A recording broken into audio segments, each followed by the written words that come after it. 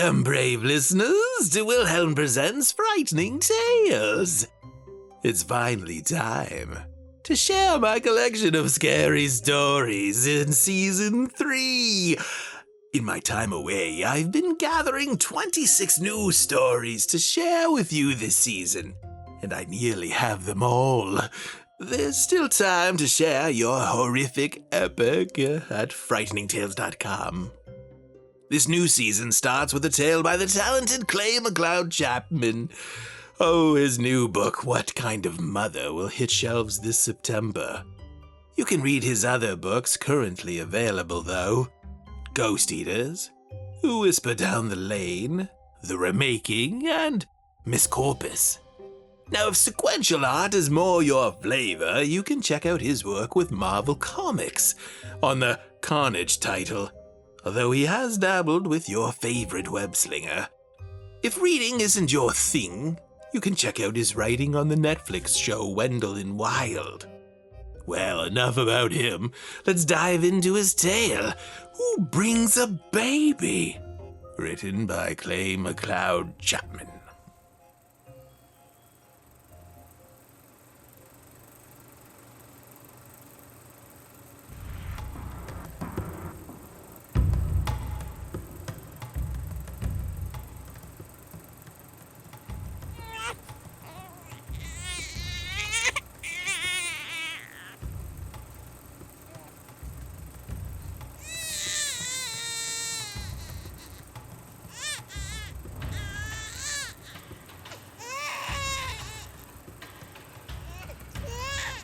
What kind of parent brings their baby to a horror movie?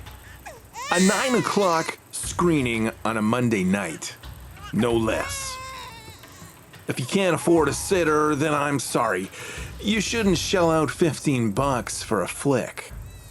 Put that money aside for this kid's therapy bills, which will no doubt be coming thanks to mom and dad dragging their child's diapered ass to some slasher rehash and ruining the movie for the rest of us. You remember when theaters used to be a sacred space, holy temples for celluloid. The point is to immerse yourself in the film-going experience.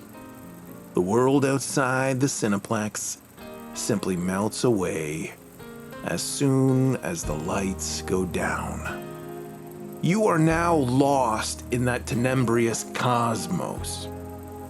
Your very soul elevating itself out of your body, drifting along with everyone else from the audience, and entering the vast expanse of the silver screen, as if the pearly gates just opened up to us all. We go for that cinematic rapture. But now, we have cell phones to contend with. Texting and blooping and bleeping all through the movie. Once, I was forced to listen to some preteen drama queen prattle on with her gal pal from the seat behind me, gossiping over the phone rather than watching the movie we all paid to see. That I paid to see. Why piss all over the film for the rest of us? I shouted over my shoulder so that everyone in the theater could hear. Why not just stay home, young lady? Netflix and chill out somewhere else. Do something, anything, other than step into my temple and blather on about whose boyfriend is cuter than whose during my cinematic sermon. Well, guess who received their own round of applause from the audience after sending that girl out of the auditorium in tears? Someone needs to protect this hallowed space from unruly customers. Someone needs to hold the line. The very integrity of the film-going experience is at stake. And if you won't risk your life to defend it, then what in God's name is the point of going to the movies anymore? But nothing, and I mean nothing, desecrates a film quite like listening to the 4-alarm fire of some wailing baby overtake an entire auditorium. Sound carries differently in a theater. It doesn't matter where you sit. If your kid is bawling in the back row, we're all gonna hear it. Case in point. Tonight, less than 10 minutes into the film, I sense this sniveling infant from somewhere deep in the darkness. I can't pinpoint the exact location. The whimpering is coming from somewhere in the rear of the theater. It begins with a chainsaw sputter. Just a few tugs from the kid's lungs, like yanking back on the pull cord of a power tool. But once that wet engine gets revving, I know in my bones this little bastard is going to roar all through the movie. Where is it? I peer over my shoulder to try pinpointing this family. All I see are the silhouettes of heads. The theater is practically empty, save for a few scattered shadows. No bouncing baby bopping along in the darkness, even if I can hear it. Am I the only one bothered by its staccato sobbing? It's only growing in volume now, gaining momentum with every clenched breath. At a certain point, just as a courtesy, you'd think that mom or dad might heft their newborn foghorn into the lobby. Just don't, stay. Don't sit in your seat and act like nothing's happening. Nothing wrong here at all as your kid shrieks and shrieks and shrieks. Who's following the storyline anymore? I certainly can't. Is anyone paying attention to the movie? I could alert the manager and complain. But that pimple-faced excuse for a spine won't do more than stutter through some scripted excuse for a scolding. They never do a thing. Nah, I'll take matters into my own hands. I'll answer that baby with my own battle cry. Shh! I hiss over my shoulder. That should do it. Loud and clear. I'm completely anonymous here. Mom and Dad will never know. It was me, sitting in the third row, second from the aisle, but they'll know that we, the people of this movie theater, have collectively spoken. But this baby, it won't stop bawling. Jesus, how big are this kid's lungs? The sound of its crying expands and contracts, eclipsing everything on screen. We've now entered a new phase of wailing. Short, glottal retorts that pepper the theater in these auditory depth charges. If this were a war movie, I'd imagine the crying was just another sound effect, but No. These sonic hand grenades are coming from behind me, blasting at my ears. Total surround sound. So, I do what any rational-minded moviegoer would do. I simply turn to the back of the theater and shout, "Some of us are trying to watch the movie!" That'll shut it up. Take that, Tyke. But this baby, now the crying is closer.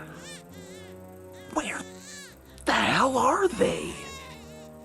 It's as if the fam has moved forward a few rows just to mess with me. Toy with me. The blackened space compresses itself, so it now sounds like that caterwauling kid is sitting in the row right behind me, bawling just at my back, over my shoulder, at my neck. Something nicks my left ear. Just the slightest slice over the lobe. It stings. My shoulder springing up in a defensive reflex. There's a warm trickle dribbling down the length of my neck. I'm bleeding. How am I bleeding? Oh, this baby. Now the crying creeps into my right ear. There's a thin wriggle against the lobe, and I can't help but imagine a worm working its way through the canal. I turn in time to catch a passing glance at a pale, pudgy pinky finger reeling back into the darkness behind. Now the crying comes from up front, in the aisle. The baby just won't stay still. I can't nail down the sound anymore. It's everywhere and nowhere, all at once, circling around me, closing in. Something brushes against my right ankle, slicing through my sock. Both my legs pitch upwards as I scream, sending popcorn into the air. Other audience members hiss back, as if I'm the problem. But there's something strange about the timbre to it. It doesn't sound like a pissed off patron. They're mocking me. "Somebody help!" I shout, but no one answers. Searching the theater, I notice none of the silhouettes I'd spotted before are there anymore. Where did everyone go? Everyone else in the audience has disappeared, if they were even there at all. A very cold thought enters my mind. What if those shadows weren't actually people? What if I've got the whole theater to myself? I plunge into the row of folding seats. Old soda seeps through my pants. Or maybe it's blood. I've got a good view of the floor now, covered in candy wrappers and shriveled popcorn. I'm gonna wait for the baby. This time, I'll see it coming. This time, I'll be ready. Where is it? Where is it? Where is it? Where? I hear the soft pads of its paws peeling off the sticky floor, all covered in coagulated cola. But I can't see it. Where is it? Where is it? Where The vaguest shape slips past me, an albino flash. Was that a rat? Are there mice in the movie theater?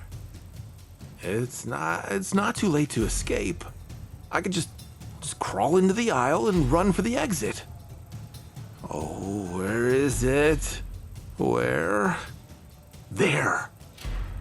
A pair of eyes glint in the dark, as gleaming as the silver screen.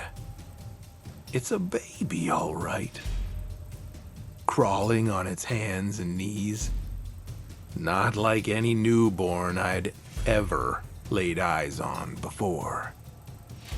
I don't think this child has ever seen the sun in its entire life. Its skin is practically translucent, mottled in multicolored tumors. The cysts shimmer in the dim glow cast from the movie projector. Wait! Those aren't tumors. Those are jubes. That gelatinous candy that always gets caught in your molars. Teens toss them at the screen to see if they'll stick. But this postulating infant is covered in them. Rainbow-hued leper. There's a speckling of stale popcorn flecking its limbs. Nodules of kernels clustered across its shoulders like lopsided vertebrae all over its back. The baby's blistered lips. Do I still think this is a baby? Are they dusted in white nonpareils? Those are snow caps. And I can't help but think it's erupting in abscesses. Something slashes the backside of my hand. I cry out in pain, and the crowd hisses, "Shh!" But it's not coming from the audience. There is no audience. This is an imitation of a shush, a cruel mimicry of my own hiss getting echoed back at me. And it's coming from all around. Shh! Shh! There's another baby in the aisle now. And another. Their eyes are silver, as blinding as the screen itself. I count 3 of them. No, make that 4, 5. Each scabbed in candy from the concession stand. Swedish fish, Mike and Ike's and Junior Mints and Raisinets, and Goobers and Skittles and Gobstoppers and M&Ms. There was never just one. They're closing in on me now, slowly, crawling across the floor on their hands and knees, each inch forward punctuated with the tacky peeling of their skin. And they're not crying anymore. Oh, God, they're giggling. Shh, shh, shh. This theater was never my temple. It was their hunting ground. No!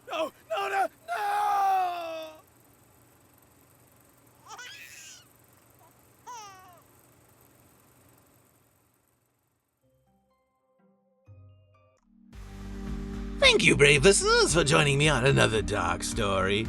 I urge all my listeners to go out and find more content by our weekly author, if you're not too timid. If you enjoyed today's story and you've tuned in on YouTube, please click the like button. And if you don't want to miss further stories, click the subscribe button. And if you were present today on Spotify and enjoyed the story, you're only more than welcome to leave a comment. And if you're on Apple Podcasts, please leave the show a rating as you see fit. All these little things help the show. And wherever you listen, please do me a favor and share today's story, if you can. Then tune in next week for another frightening tale, if you're brave enough.